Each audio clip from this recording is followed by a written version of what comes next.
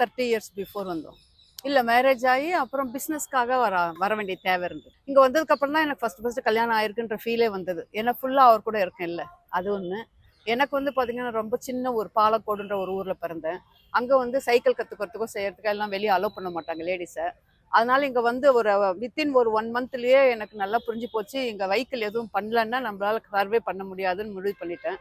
அப்புறம் மெல்லமாக சைக்கிள் கற்றுக்கிட்டேன், அப்புறம் 2 வீலர் கற்றுக்கிட்டேன். பிக்கப் அண்ட் ட்ராப்பிங் எல்லாமே குழந்தைங்களோடது எல்லாம் ஆல் டுகெதர் நானே மேனேஜ் பண்ணி பார்த்துக்கிட்டேன். இது எப்பவும் ஃபாஸ்ட் லைஃபாக தான் இருக்கும். இதை வந்து நம்ம இம்ப்ரூவ் பண்ணணுன்ற நினைக்கிற அளவுக்கு அந்த ஸ்டேஜில் இல்லை, ஃபினான்சியலும் சரி, சவுண்ட் வைஸும் சரி.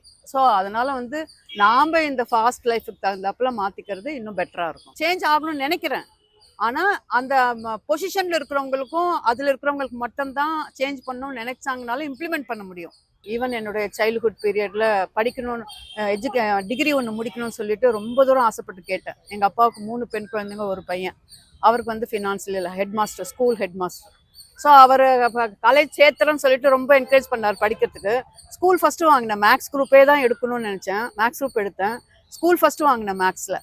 அப்புறம் ஒரே ஒரு வார்த்தை சொல்லிட்டாரு, அந்த பணம் இருந்தால் எனக்கு உங்கள் கல்யாணத்துக்கு ஆகுமா, என்னால் அனுப்பி படிக்க முடியும்ல அப்படின்னு. ஏன்னா இவன் வந்து பாலக்கோடில் காலேஜ் கிடையாது, தர்மபுரி போகணும் அப்படின்னு அந்த வார்த்தை சொன்னதும் அந்த டிகிரி முடிக்கணுன்ற அந்த வெறி வந்து அப்படியே பந்த் ஆயிடுச்சு. சென்னை வந்ததுக்கப்புறம் குழந்தைங்களுக்கு ஹிந்திக்காகன்னு சொல்லிட்டு மெல்லமாக ஸ்டார்ட் பண்ணோம். ஹிந்தி குழந்தைங்களுக்கு சொல்லிக் கொடுக்க வேண்டிய கட்டாயம்னு. அப்புறம் மெல்லமாக ஹிந்தி டியூஷன் போக ஆரம்பித்தேன். அதில் வந்து பிஏ டிகிரி வாங்குறதுக்கு வாய்ப்பு இருக்குன்னு தெரிஞ்சவொடனே எல்லா எக்ஸாமுமே படித்து பாஸ் பண்ணி டிகிரி வாங்கினேன். அந்த ஆமாம், பழைய டிகிரி வாங்கணுன்ற அந்த வெறி வந்து சென்னை வந்ததுனால ஃபுல்ஃபில் ஆச்சு.